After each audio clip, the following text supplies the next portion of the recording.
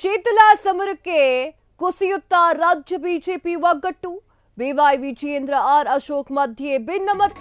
ಮೇಲ್ನೋಟಕ್ಕೆ ಒಟ್ಟಾಗಿರುವಂತೆ ತೋರಿಸಿಕೊಳ್ತಾ ಇದ್ದಾರಾ ಲೀಡರ್ಸ್. ಎಷ್ಟೇ ನಾಟಕವಾಡಿದ್ರೂ ನಾಯಕರ ನಡುವಿನ ಭಿನ್ನಮತ ಸ್ಫೋಟ. ಘಟಾನುಘಟಿಗಳ ಸಮರದಿಂದ ಕಮಲ ಪಾಳೆಯಕ್ಕೆ ಡ್ಯಾಮೇಜ್. ಇಬ್ಬಾಗವಾಗುತ್ತಾ ರಾಜ್ಯ ಬಿಜೆಪಿ ಪಾಳೆಯ. ಎಸ್,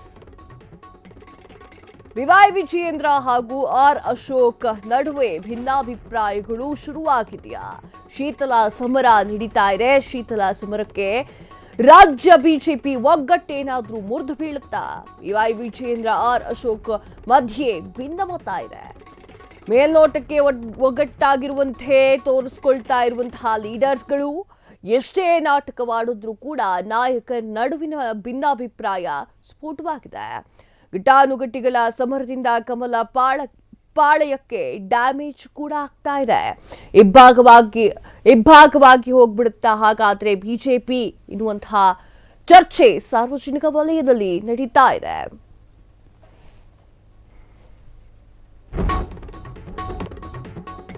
ವಿಧಾನಸಭೆಯಲ್ಲಿ 18 ಸದಸ್ಯರ ಅಮಾನತು ಪ್ರಕರಣ ಆದೇಶ ಹಿಂಪಡೆಯುವಂತೆ ಸ್ಪೀಕರ್ಗೆ ಆರ್ ಅಶೋಕ್ ಪತ್ರ.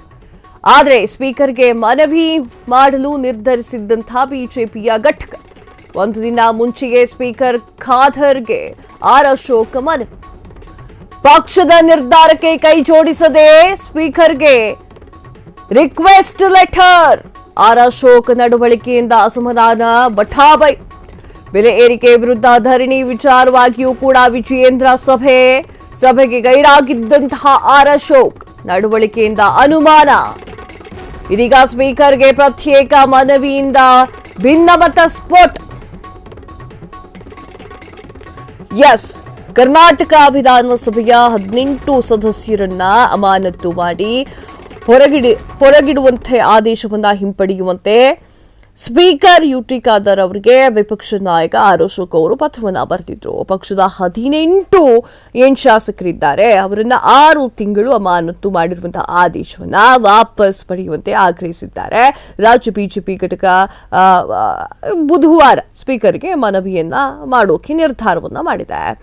ಪಕ್ಷದ ವಿಪಕ್ಷ ನಾಯಕ ಆರ್ ಅಶೋಕ್ ಮಾತ್ರ ಒಂದು ದಿನದ ಮುಂಚಿತವಾಗಿಯೇ ಯುಟಿ ಖಾದರ್ ಅವರಿಗೆ ಪತ್ರವನ್ನ ಬರೆದಿದ್ದು ಕುತೂಹಲಕ್ಕೆ ಕಾರಣವಾಗಿಬಿಟ್ಟಿದೆ. ಅಹೋರಾತ್ರಿ ಧರಣಿ ಹಾಗೂ ಶಾಸಕರ ಅಮಾನತು ವಿರೋಧಿಸಿ ಪ್ರತಿಭಟನೆ ನಡೆಸಲು ರಾಜ್ಯ ಅಧ್ಯಕ್ಷರಾಗಿರುವಂತಹ ವಿಜಯೇಂದ್ರ ಕರೆದಿದ್ದಂತಹ ಸಭೆಗೂ ಕೂಡ ಇವರು ಗೈರಾಗಿದ್ರು. ಇದು ಹಲವಾರು ಅನುಮಾನಗಳಿಗೆ ಪುಷ್ಟಿ ನೀಡುವಂತೆ ಆಗಿತ್ತು. ವಿಜಯೇಂದ್ರ ಜೊತೆ ಅಂತರ ಕಾಯ್ದುಕೊಳ್ತಾ ಇದ್ದಾರಾ ಆರ್ ಅಶೋಕ್ ಎನ್ನುವಂತಹ ಪ್ರಶ್ನೆ ಕೂಡ ಉದ್ಭವ ಆಗಿದೆ. ಪಕ್ಷದ ವಲಯದಲ್ಲಿ ಇವೆಲ್ಲವೂ ಕೂಡ ಪ್ರಶ್ನೆಗಳು ಹುಟ್ಟುಕೊಂಡಿದೆ. ಕಾಕತಾಳೀಯವೋ ಎನ್ನುವಂತೆ ಉಚ್ಚಾಟಿತ ಶಾಸಕ ಬಸನಗೌಡ ಪಾಟೀಲ್ ಯತ್ನಾಳ್ ಕೂಡ ಅಶೋಕ್ ಪತ್ರದ ಬೆನ್ನಲ್ಲೇ ಸ್ಪೀಕರ್ಗೆ ಪತ್ರವನ್ನ ಬರೆದಿದ್ದು ಕೂಡ ಅನುಮಾನಗಳಿಗೆ ಎಡೆ ಮಾಡಿಕೊಡ್ತಾ ಇದೆ.